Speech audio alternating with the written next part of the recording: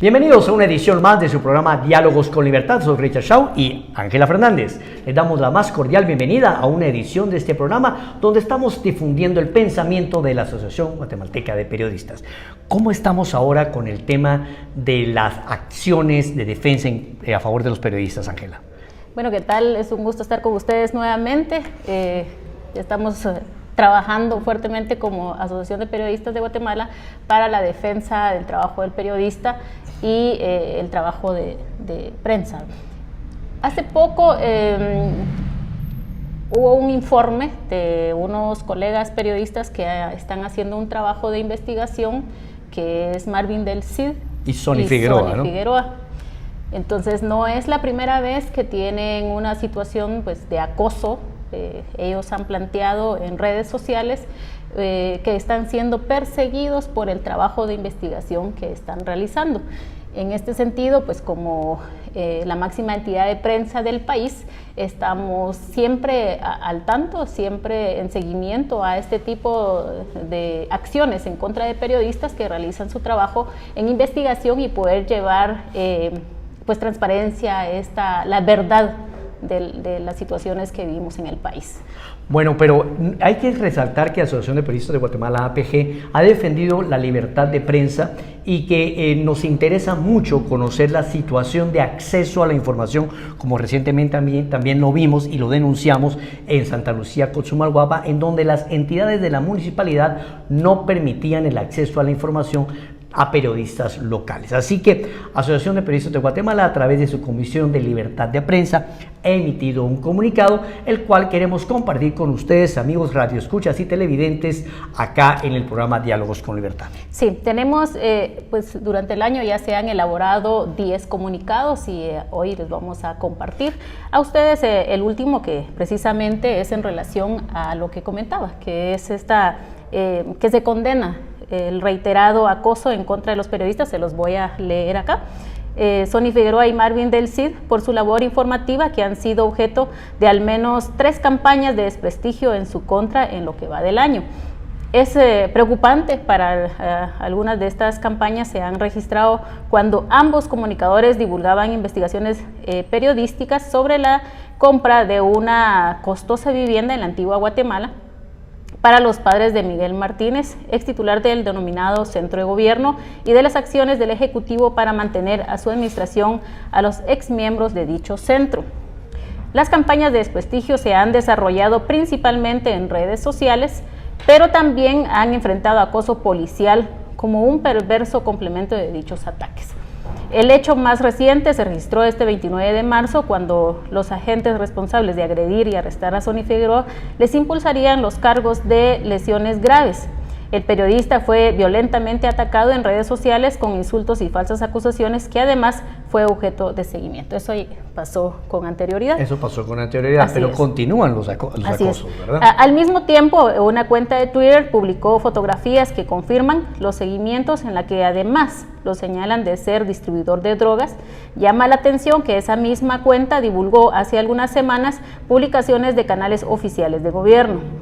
Esta táctica de acoso se ha repetido en los últimos años desde distintos perfiles en los que se publican imágenes o información de activistas sociales, operadores de justicia y periodistas, una de las cuales se hacía llamar la Panel Blanca, en una referencia al vehículo utilizado durante el conflicto armado interno para desaparecer a los opositores. Bueno, estas eran unas acciones, pues... Haciendo lo que es preocupante con esto, Ángela, es el uso de las redes sociales de una manera indiscriminada, y también la irresponsabilidad de algunos usuarios que le dan compartir este tipo de publicaciones que son de perfiles totalmente anónimos y sin ningún fundamento. Okay.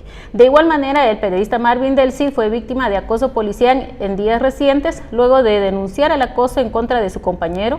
Los agentes de la comisaría 11, a bordo de la patrulla 11.097, lo siguieron al salir de su casa y lo retuvieron de forma arbitraria por cerca de 20 minutos. Coincidentemente, esta misma comisaría debería brindarle seguridad perimetral por contar con medidas de protección a su favor.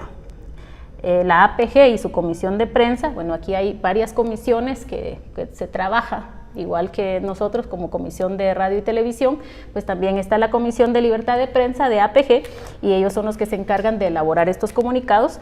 Pues se exige a las autoridades de gobierno esclarecer la procedencia de los ataques contra los periodistas Sonia Figueroa y Manuel del Cid y poner un alto a dichas acciones. Solicitan además a la Fiscalía de Delitos contra Periodistas realizar las investigaciones pertinentes con el fin de someter ante la ley, sea quien sea, que utilice su posición de poder para incurrir en delito alguno, en este caso en particular contra la libertad de prensa, pues que es nuestro objetivo principal como entidad. Finalmente, pues se insta al Procurador de los Derechos Humanos interceder en favor de los comunicadores, a las organizaciones de derechos humanos nacionales e internacionales, solidarizarse con los periodistas guatemaltecos violentados en su derecho a la libre emisión del pensamiento y estar atentos para denunciar cualquier acto de esta naturaleza que únicamente implica un retroceso en la democracia. Esto fue con fecha 1 de abril de este año. Pues como asociación de prensa ya les indicaba, estamos atentos ante estos actos en contra de colegas que trabajan para el periodismo en el país.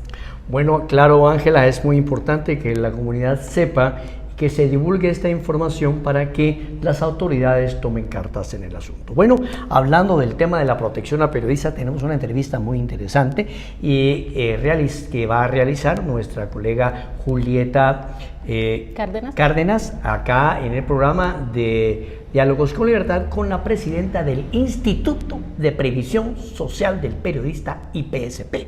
Sí, es importante que llevemos esta información precisamente porque trabajamos para la libertad de prensa, para los periodistas. Y el bienestar de los periodistas. Y el bienestar de los periodistas. En este caso, pues el IPSP se encarga de dar ese apoyo, digamos, para compañeros que ya están jubilados en su ejercicio del periodismo. También creo que tienen un apoyo a los familiares cuando uno de los colegas fallece. Tiene clínica médica. Bueno, es una institución que le da un grado de seguridad en este mundo de inestabilidad laboral. Además que nos da un orgullo enorme porque el IPSP pues nace de APG. De la lucha que hizo la Asociación de Periodistas de Guatemala aquí en su momento. Así que bueno, vamos con la entrevista de Lucía Dubón acá en Diálogos con Libertad.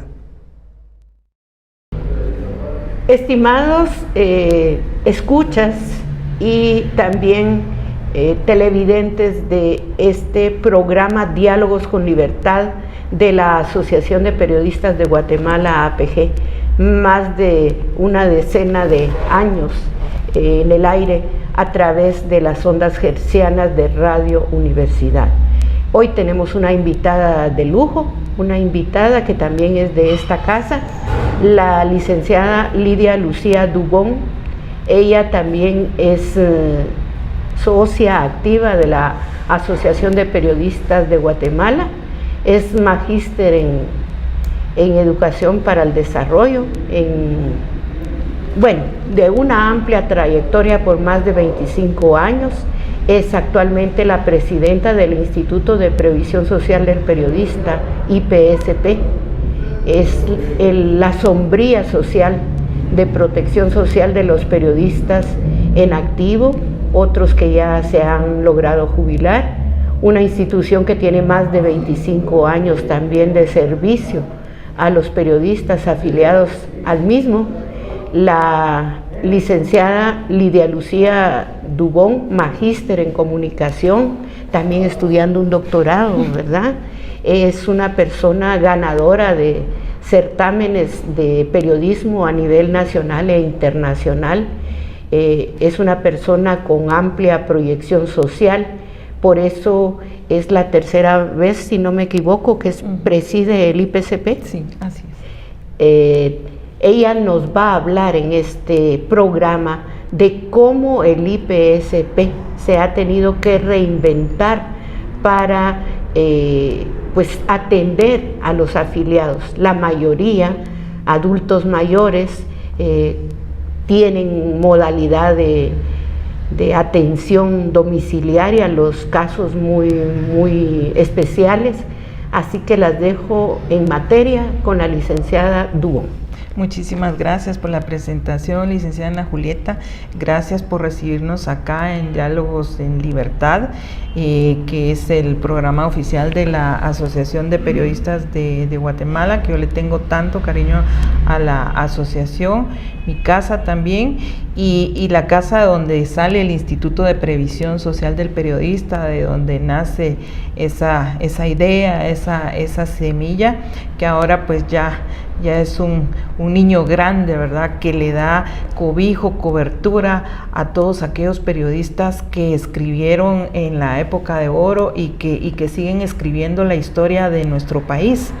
Pues este Instituto de Previsión Social tiene varias prestaciones para los afiliados que han cotizado durante su vida periodística, y empezamos por una prestación vital, que es la jubilación. Y la siguiente también son las prestaciones que tienen que ver con el tema de salud, que es lo que vamos a platicar hoy y que es muy importante. Recuérdense ustedes que sin salud, después de eso realmente ya no se puede trabajar, ya no es lo mismo la vida social y todo. Y esto ha venido a cambiar profundamente la parte de toda la humanidad a raíz de la pandemia por COVID-19. Entonces, precisamente nosotros hemos tenido que buscar la manera de salir adelante, porque la primera medida que nosotros asumimos fue que el instituto se cerrara temporalmente, siguiera trabajando en las instalaciones de los trabajadores, pero siendo llevados y traídos a su domicilio con todas las medidas de bioseguridad, pero no era posible seguir llevando a nuestros adultos mayores a la clínica por el riesgo que conlleva. Entonces ha sido bien difícil, pero se logró implementar un mecanismo de atención médica virtual. Entonces, bueno, a través ya sea de videoconferencia, videollamada o llamada telefónica con la titular de la clínica, que es la doctora Cristina Paz, se ha logrado mantener pues ese relacionamiento. Sí, por supuesto, en un principio fue difícil, porque como seres humanos nos resistimos al cambio, siempre hay aquel miedo a las cosas nuevas. Sin embargo, tenemos ese mecanismo 100% implementado, y paralelamente a ellos, para aquellos pacientes que no pueden movilizarse a su clínica médica, habíamos implementado previo a la pandemia el programa de visita domiciliaria. Entonces seguimos con ellos, atendiéndolos en sus casas, pero son aquellos pacientes que sí ya requieren un cuidado muy especial, tan especial que es necesario darles un acompañamiento a los familiares para ver que estén bien atendidos, que les estén dando la alimentación de manera correcta, etcétera, etcétera, ¿verdad? Y hemos tenido un éxito impresionante en este programa porque vamos de la mano con nuestros pacientes para que tengan una atención digna, como se lo merecen aquellos periodistas que han hecho unas trayectorias y unas carreras impresionantes, y que cuando uno se pone a ver las publicaciones y a ver la vida de cada uno, realmente uno se queda impresionado porque son unos personajes increíbles, ¿verdad? También, además de atender en casa y a tiempo con los medicamentos a los afiliados, ¿cómo ha logrado sobrevivir financieramente la institución? Porque sabido es que la pandemia afectó a nivel mundial y la economía es como un denominador, los bolsillos de todo mundo. ¿Y cómo opera el instituto? Sí, ese es un tema crítico para nosotros porque es la subsistencia y la posibilidad de mantener de pie esos programas. Sabemos que en otras entidades los programas de previsión social han realmente quebrado, por decirlo así, y nosotros desde años atrás para acá hemos tenido con los diferentes equipos que han estado en la junta directiva esa visión de ir midiendo hasta dónde podemos llegar, cómo vamos con la prestación de los servicios, la economía y todo a través de dos especialidades. Uno, las auditorías externas que no faltan anualmente, en donde se nos revisa toda la parte contable, y la otra parte son los estudios actuariales. Entonces, un actuario es aquel que visualiza desde una perspectiva de un sistema de previsión social,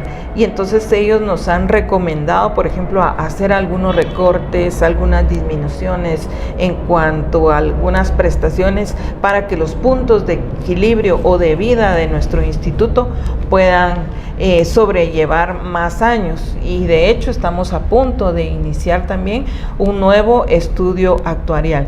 Entonces, nuestro primer punto de subsistencia es el timbre de prensa, que es un aporte obligatorio por ley, y cuando quienes hacen publicidad, que hemos encontrado muchos casos, evaden el pago del timbre de prensa, esas facturas realmente no tienen validez contable. Según la superintendencia, eso al momento en que se detecta un caso así, esas facturas no tienen validez contable, por eso es tan importante.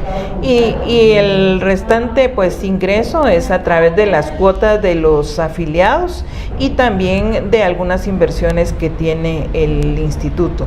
Pero esa cuota del afiliado es bien importante porque nos deja en un papel donde el afiliado, trabajador, periodista, durante su vida útil como trabajador, él está pagando, él está aportando para que cuando llegue el momento pueda recibir las prestaciones que le correspondan, así como la ansiada jubilación, que es pues un aporte muy importante, muy positivo para que el periodista pueda tener un retiro digno al momento en que él decida pues ya no seguir laborando y solicite su jubilación.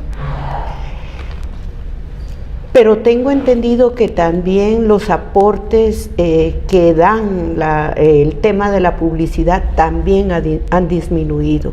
Y esto, ¿cómo tiene al instituto? ¿En equilibrio? O eso tiene mucho que ver con la buena administración también. ¿Cómo han logrado, ya que ahora las plataformas digitales pues también obligan a que la publicidad sea por las plataformas digitales? ¿Ha logrado el instituto acceder a ellas para poder captar esos fondos?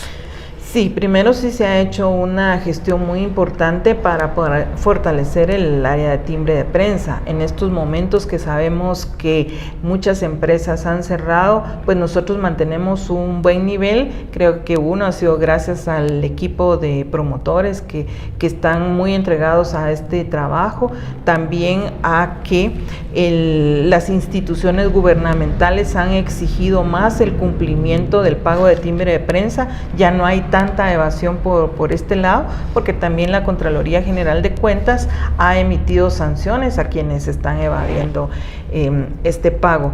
Es significativo y evidente la transformación que está teniendo la comunicación, porque en medios de comunicación social tradicionales, podríamos decir, el ingreso de timbre de prensa está disminuyendo paulatinamente, y no es ahora con efecto de la pandemia, es desde hace varios años para acá que se ha evidenciado ese fenómeno. Y por el contrario, toda la publicidad a través de redes sociales se ha venido incrementando. Entonces ahí hemos tenido un balance, pero no es algo que lo hayamos encontrado de la pandemia para acá, sino que se venía visualizando a través del tiempo, y para saber en dónde era que teníamos que fortalecer el trabajo de la junta directiva del instituto. Hay un aspecto muy importante en cuanto a la atención que da el instituto a los afiliados, el tema de la vacuna para afrontar el COVID-19 en varias fases. Se ha conversado y con la ministra de Salud también se han dado como barreras, desinformación en la que hemos visto los últimos fines de semana la gente aglomerarse en busca de la vacuna. Como ustedes son de protección social, ¿cómo el instituto va a manejar o está manejando esto? Sí, muy importante. Nosotros desde el año pasado, a finales del año 2020, se hizo un acercamiento con el viceministerio técnico. Lamentablemente las cuestiones que están ocurriendo en el Ministerio de Salud es mucha presión. Precisamente hoy hablaban de la renuncia de la viceministra del área técnica. Entonces nosotros nos estamos haciendo ver por esta área, estamos dándole seguimiento a toda la información que se tenga. Hasta hoy se habilitó un link para hacer los registros individuales de cada uno de las personas mayores de 70 años. Sin embargo, a esto hay que darle seguimiento, es un tema muy delicado. Vimos lo que ocurrió el fin de semana gracias a la desinformación que se dio, y que esto hizo que se abarrotaran los centros de vacunación por parte de adultos mayores. Y es entendible porque la gente tiene miedo de quedarse sin la vacuna, pero nos hace falta información más clara por parte del Ministerio de Salud Pública. Esperamos que vaya mejorando esta parte, y nosotros pues estamos dándole el seguimiento del caso para poder darles acompañamiento a la gran familia del instituto. Sabemos que una parte de afiliados podrán acceder a la vacuna a través del Instituto Guatemalteco de Seguridad Social, y quienes no tienen esa protección también lo tendrán que hacer a través del Ministerio de Salud Pública, de acuerdo a edades, y creo que todos entran ya en la segunda fase, por lo menos los adultos mayores. Entonces, pues es un acompañamiento que se estará otorgando, porque vamos a ver también, lo que se dijo hoy es que al momento de inscribir a los pacientes, automáticamente se les estará dando cita y dándoles la ubicación en donde serán vacunados también. Entonces no sabemos si depende del lugar de residencia o cuál va a ser el criterio. Entonces estamos muy pegados a las fuentes oficiales para poder estar enterados y poder dar ese acompañamiento. Nosotros ya tenemos segmentado a todos nuestros afiliados, los que tienen seguro social, los diferentes tipos de diagnóstico que padecen, para poder garantizarles ese acompañamiento, y siempre estar pues insistentes ahí con el Ministerio de Salud Pública. Pero sí sabemos que también comprendemos de alguna manera la situación que ellos están atravesando con tanta demanda, y sí, pues lamentamos la verdad ver esas escenas del fin de semana, de ver a todos los adultos mayores tan conglomerados y corriendo un riesgo tan grande, ¿verdad? Cuando hubiese sido pues muy oportuno una comunicación previa, ¿verdad? Que nos aclare y le quite ese miedo a la población. Y es que queremos aclarar también que también hay mucho ruido en la comunicación, no está clara, porque las personas piensan, por ejemplo, en el sector privado, que cada quien puede mandar a traer su lote de vacunas, y no es así. Nos venden la vacuna como país, ¿verdad? Sí. Entonces, por ejemplo, el Seguro Social en este momento depende de la vacuna que le va a dar el Ministerio de Salud Pública. Entonces tenemos que esperar y que ver que se vayan ordenando los procesos por parte del ministerio, y tengo entendido que en breve pues se dará también la fecha para iniciar la vacunación, por lo menos en los centros de atención médica integral para pensionados del ICS, pero hay que esperar la información oficial. Pues muchísimas gracias por su presencia el día de hoy en Diálogos con Libertad. Hemos escuchado a la presidenta del Instituto de Previsión Social del Periodista. Ella tiene amplia trayectoria en el tema de la salud, de la previsión social, y pues le dejamos los micrófonos para que usted nos dé su mensaje final. Bien, pues reiterar el agradecimiento por la invitación a esta casa de la Asociación de Periodistas de Guatemala, y a ustedes también, pues un saludo a la distancia, y cuídense mucho también, porque de nosotros también depende la prevención en estos momentos. No hay que bajar la guardia por la situación de pandemia que estamos atravesando, por cada uno de nosotros y por nuestras familias. Muchas gracias.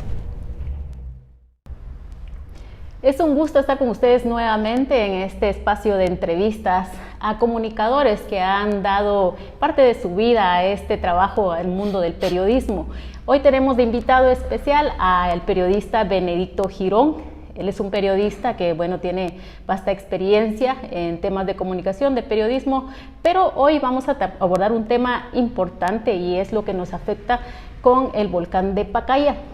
Él en aquel entonces fue representante de APG, de la Asociación de Periodistas de Guatemala, en los inicios de Conred, cuando era CONE, y se realizó este trabajo de transformación y a lo que ahora tenemos Conred. Benedicto Girón, muy buenas tardes. Buenas tardes. Aquí estamos a la orden para que toquemos el tema, que es apasionante, por cierto, pero no es sin perder lo delicado que es para la población que vive en los alrededores de estos lugares, y el trabajo que me tocó organizar la institución. Gracias. Nosotros no estamos hablando como institución, pues obviamente dentro de Conred, pero la experiencia que ha tenido Benedicto Girón en esa área es importante para que lo podamos compartir, y principalmente el trabajo del comunicador, del periodista, y esa información importante que debemos trasladar a la población ante emergencias como este tipo. No solamente estamos en época de pandemia, que también pues nos ha obligado a cambiar nuestras rutinas, sino también poblaciones cercanas al volcán de Pacaya han tenido esta situación, o están viviendo en este momento. Benedicto, ¿cuál es la experiencia? Y si nos puedes comentar y comentarle también a quienes nos ven y nos escuchan, ¿cuál fue esa experiencia y la importancia de ser representante de APG en aquel entonces el CONE? Yo creo que fue muy valiosa la experiencia, como experiencia con Red propiamente, CONE con Red, el traslape que se dio en esas dos instituciones. Primero porque Rubén Alfonso Ramírez, que en paz descanse, era para entonces el presidente nuestro, yo era para entonces también vocal cuarto de la institución, y aquel me dijo: mira, vos con tu experiencia bomberil podrías ir a hacer un buen trabajo. Vino una nota ahí en la que se requiere de alguien que vaya a apoyar para la creación de una institución eminentemente preventiva. Aquí es donde está el meollo del asunto. Eminentemente preventiva, no para seguir atendiendo emergencias, como lamentablemente está pasando. Y valió la pena, la pena. Llegamos muchas instituciones representadas ahí, entre ellas la Universidad de San Carlos, todas las instituciones del gobierno, la iniciativa privada a través de las distintas cámaras, y quisimos hacer algo muy bueno. Creo que para la época hicimos una excelente ley, y creo también que ha requerido de algunos arreglos la misma, pero no ha sido componiendo la situación, sino más bien acomodándola a algunos aspectos eminentemente políticos, y eso ha hecho que la población no se vea beneficiada en nada con una institución tan valiosa. Yo la llamo hasta sagrada, por algo la llamo así. ¿Cuál fue el papel de Benedicto Girón en esa representación? O sea, ¿cuál fue el aporte que se dio en ese entonces? Yo creo que el principal aporte, y no quiero hablar de mis atributos personales, realmente, sí, pero sí quiero dejarlo claro. Yo llegué con unos 14, 15 años de experiencia bomberil, y se creyó que atender emergencias era lo mismo que iba a hacer con Red, y ya no es así. Claro. Era prepararla para prevención, que es lo que debe hacerse, no hacer trabajo bomberil. Y gracias a Dios que yo entendí muy bien que a eso íbamos cuando empezamos a hacer su ley.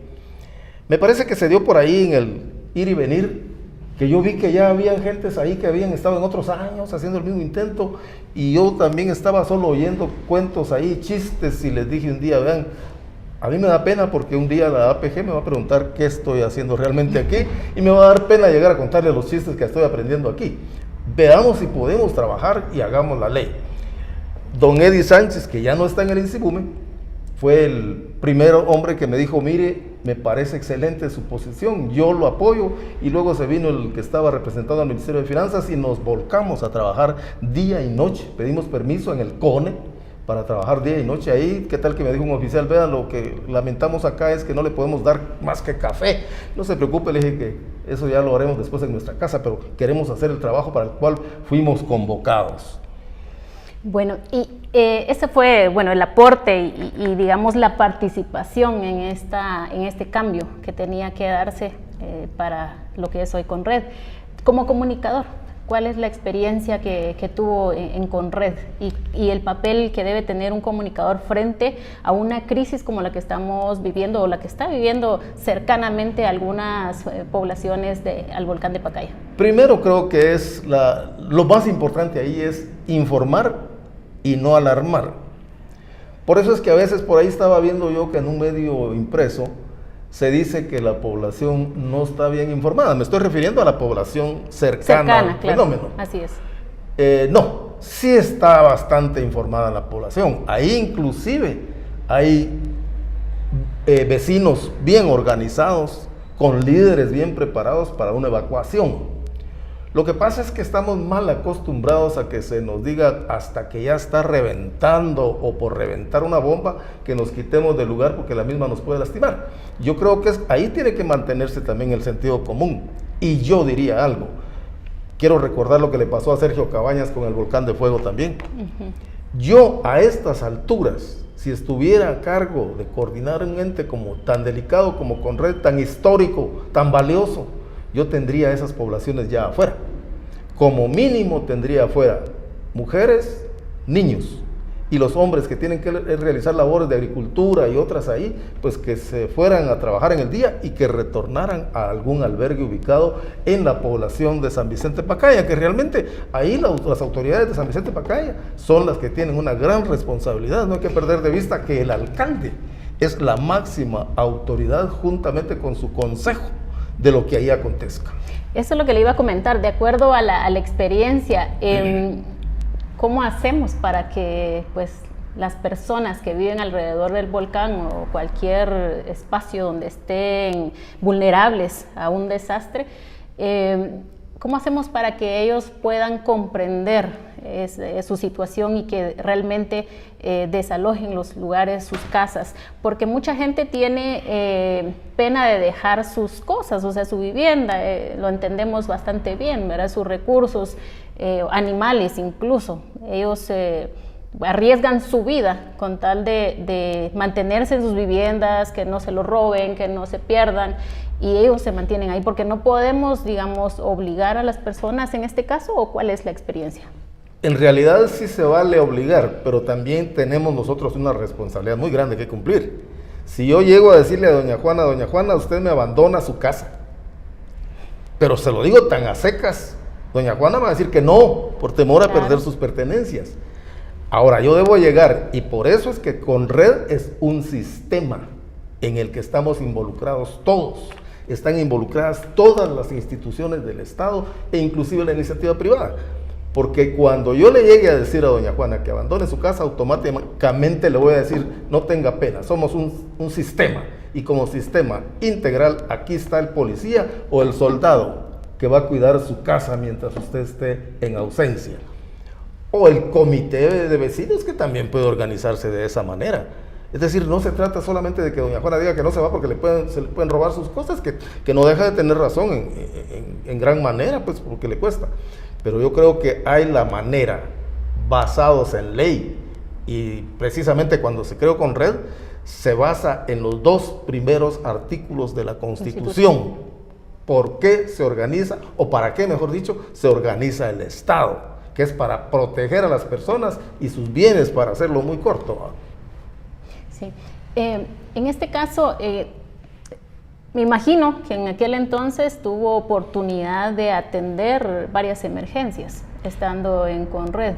cuáles han sido esas experiencias que podemos compartir para tomar, incluso si algunas personas vecinas al volcán nos escuchan, pues podamos trasladar este mensaje de sensibilización a esas personas para que también tomen conciencia y también sean partícipes de la responsabilidad de la vida de sus familiares. Yo creo que sí se vale hacer una evacuación, pero hay que hacerla con responsabilidad y en el momento oportuno. ¿Cuál es el momento oportuno? Yo creo que todos los momentos son oportunos, porque lo que se trata es de prevenir. Así es. De eso estamos hablando. Esa lava como está ahorita ahí, yo ya tendría a esas poblaciones fuera. Las tendría en un albergue bien habilitado con todas las atenciones debidas en San Vicente Pacaya, y como mínimo estarían las mujeres, los niños, ancianos, fuera de todo riesgo. Yo conozco perfectamente el Patrocinio nunca había sido invadido por esa área por donde ahora se está yendo la lava. Yo recuerdo que fue donde se instaló la primera estación de radio en el Patrocinio, y desde ahí se monitoreaba el volcán de agua. Entonces, vea, yo sí creo que es delicado, si no tomemos lo que le pasó a Sergio Cabañas con el volcán de fuego. Don Eddie Sánchez es un hombre con gran conocimiento, ya no está en el INSIBUME, pero él sabía mucho, pero no lo sabía explicar. Hacía cada enredo en sus boletines, creo que le llaman ellos, informativos, y Sergio como que no lo supo interpretar. Agregado a que, dicho sea con cariño para que él, es mi amigo, él es un bombero, yo soy un oficial de bomberos también, y el bombero solo está preparado para emergencias, para ir a desarmar escombros y sacar muertos y sacar heridos, usar camillas y demás. Conred no es eso. Conred es un ente eminentemente científico que debe estar al día, nacional e internacionalmente, de cómo se manejan esta clase de cosas. Yo reitero, me preguntaban, creo, sobre las experiencias. Así es. Sí.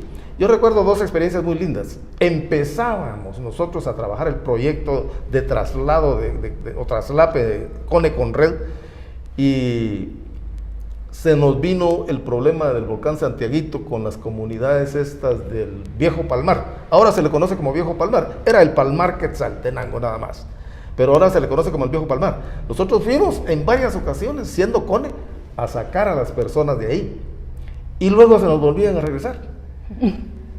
Lo paradójico, lo cruel, lo más cruel creo yo que puede hacerse ahí es comernos unos a otros.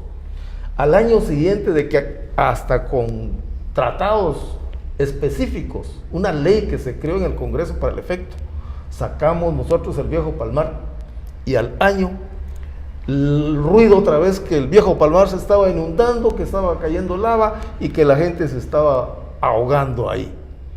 Agarramos un helicóptero, recuerdo, y cuando llegamos, sí, seguía ahí pues el riesgo. Lo más doloroso es que ya no eran las mismas personas. Los habitantes anteriores vendieron a gente incauta el riesgo. Eso somos los guatemaltecos, hay que tener cuidado también con eso.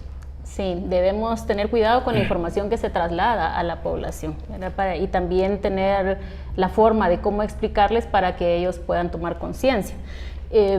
Cuando dice, yo ya los hubiera sacado, me lo dice alguien que ha trabajado como bombero.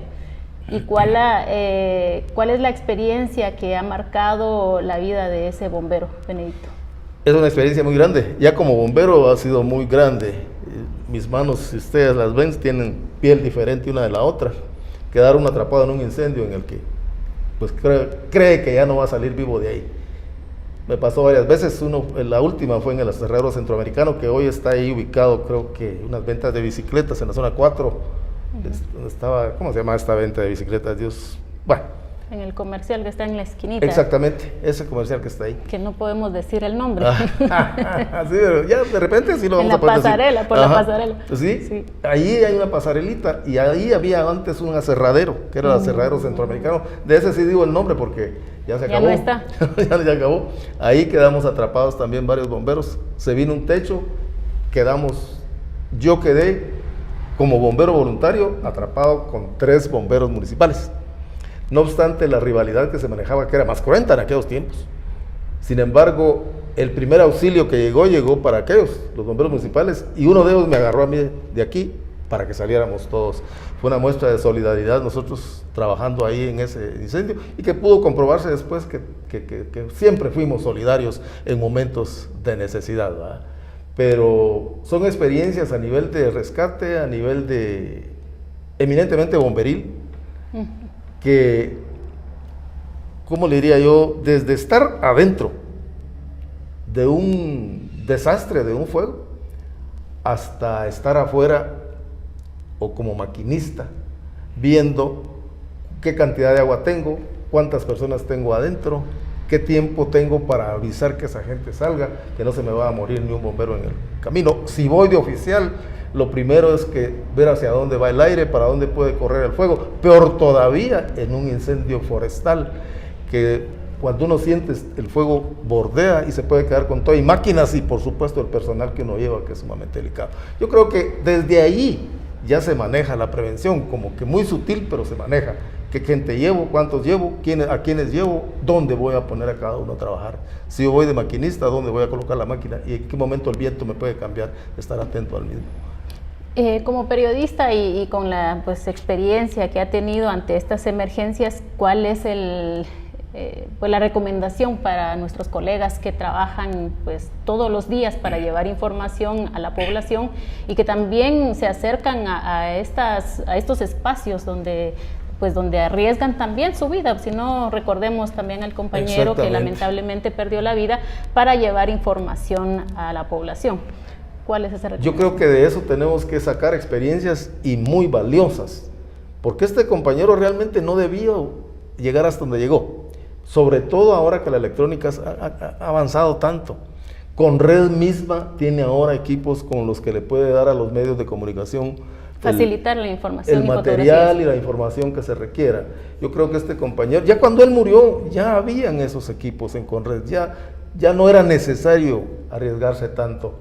Yo creo que debemos ser cuidadosos. Yo tuve la bendición, porque lo es, y quizá alguien no lo ve tan serio, el por qué yo soy alérgico a los cohetes, porque yo sí fui al punto donde se estaban dando las batallas entre guerrilla y nuestro ejército, y duele ver que caen unos de un lado y caen otros del otro lado, unos con un ideal, otros recibiendo órdenes.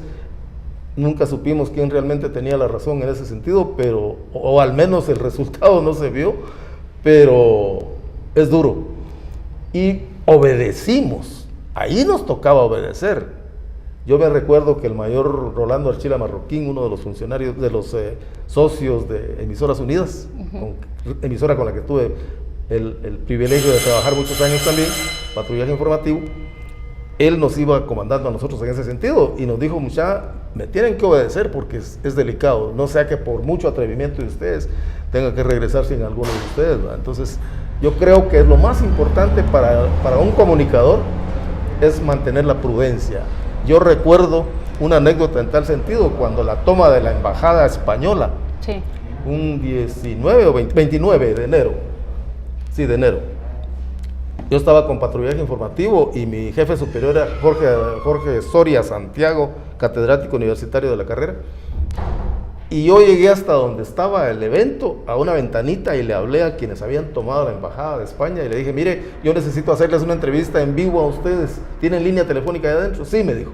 Antes no había celulares, ¿verdad? Entonces, subo, le dije: ahorita, solo voy por una grabadora más grande. Cuando yo llegué y le dije al licenciado Jorge Soria Santiago: mire, deme la grabadora grande que usted carga porque yo voy a hacer un trabajo de arriba. Y me dijo maduramente, sabiamente: no quiero que usted sea parte de la noticia. Íbamos con Cristóbal Colón Sierra, que él trabajaba para Tele 11, y le dije: vos, vamos. Íbamos para arriba y él me dijo: no, usted no sube. Entonces yo jalé a Cristóbal y le dije: vos, dice el licenciado Soria que no entremos. A los 7 minutos, si mucho, se había provocado la explosión, cuya definición no aparece todavía las circunstancias en las que pasó, pero sí pudimos habernos muerto ahí. Yo creo que en esta clase de cosas, lo que esté pasando en el volcán, ya sería mucho atrevimiento, mucha la necesidad, que no la hay, que un reportero se arriesgue mucho ahí.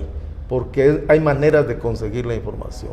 La Conred tiene el personal indicado, tiene los vehículos indicados, puede hacer tomas desde un helicóptero, y por eso insisto en que si se va a evacuar a esa gente cuando ya sea tarde, como le pasó a Sergio Cabañas con el volcán de fuego, es una lástima, porque aquí las evacuaciones deben hacerse bien y con tiempo. Si va a pasar algo, y va a pasar de noche, que casi siempre pasan las tragedias con mayor fuerza en la noche, no va a poder entrar un helicóptero ahí. Y si hubiera lluvia, o si hubiera ceniza o arena, peor todavía, porque esto no permite un sobrevuelo en el área. Bueno, muchísimas gracias por compartir con nosotros, con nuestra audiencia, esta experiencia que ha tenido desde APG como aporte, y luego pues con la experiencia dentro de la institucionalidad para respuesta y principalmente para la prevención de desastres. La idea de llevar esta información y hacer las entrevistas con pues colegas, socios de la Asociación de Periodistas de Guatemala, es para poder compartir con ustedes esa información importante y experiencia que tienen muchos colegas que han trabajado por años en el periodismo, y no solamente haciendo una nota para un medio de comunicación, sino que también desde las instituciones públicas y que también pues son socios de nuestra entidad, la máxima entidad de prensa del país. Muchísimas gracias, Benedicto Girón, por compartir con nosotros. Para servirles en todo momento, cuando crean ustedes que vale la pena afrontar el tema, aquí estamos. Gracias. Bueno, y continuamos acá en Diálogos con Libertad a través de Radio Universidad y la multiplataforma de YouTube, Facebook, que utiliza la Asociación de Periodistas Guatemaltecos con su programa Diálogo con Libertad. Ángela, bonita entrevista la que se realizó con Benedicto, muy buena, también muy ilustrativa la entrevista con la licenciada Dubón.